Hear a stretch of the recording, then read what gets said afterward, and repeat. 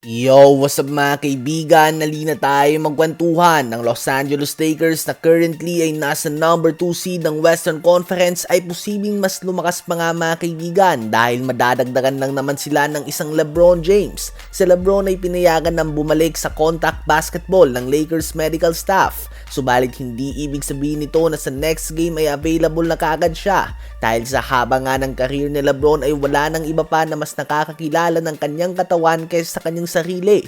Kaya naman kapag handa na siya ay doon lamang siya babalik. At sa paghahanda na ito ay kasama dyan yung mental game na hindi ka natakot gumawa ng certain movements. Ang pagpapakondisyon dahil kung sa lower body nga ang injury mo ay hindi ka makakatakbo. At ang resulta nga nito ay madaming cardio activities ang hindi mo magagawa. Kaya naman madami nga sa mga kakabalik lang na players mula sa injury ang mabilis mapagod o naghahabol ng kanilang hininga sa first few games. At si LeBron ay malamang gusto niya nga bumalik na 100% na siya at fully healthy na. At syempre sa ganda din ng tinatakbo ngayon ng Lakers sa pamumuno ni Luka Doncic, susubukan muna ni LeBron sa mga scrimmages kung paano niya ba ipapasok ang kanyang sarili sa system na ito bilang asset at hindi liability.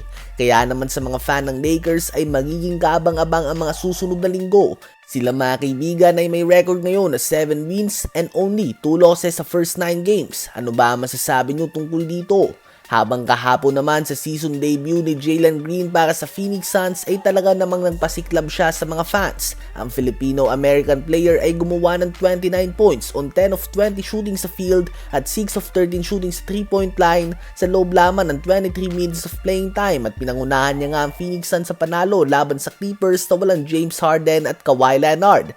Yan nga ang most points scored sa isang debut game sa history ng Phoenix Suns franchise bukod na lamang ng gumawa ng 37 points si Charles Barkley noon. Obviously, masaya ang fans ng Suns sa pinakita ng former number 2 pick.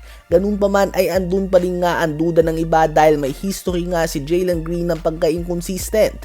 Panapanahon nga ang kanyang mga magandang performance at on full display nga yan noong playoffs laban sa Golden State Warriors kung saan gumawa siya ng 38 points noong Game 2, subalit sa Game 1, Game 3, 4, 5, and 6, and 7 ay nag-average lamang siya ng 9 points on 28% shooting sa field and 17% naman sa 3-point line. It's either magbumukhang next Kobe Bryant nga daw ito o next J.R. Smith. Wala ngang gitna. At kahapon daw ay nagmukhang next Kobe nga ito mga kaibigan. Ganun pa man, andun pa rin nga ang concern kung kaya ba nilang mag-coexist si Devin Booker dahil nagkaroon nga ng solid game si Jalen Green, subalit si Devin Booker naman ang medyo minalas. So may kita nga natin yan mga kaibigan sa mga susunod na game ng Phoenix Suns. Ano ba ang masasabi nyo tungkol dito?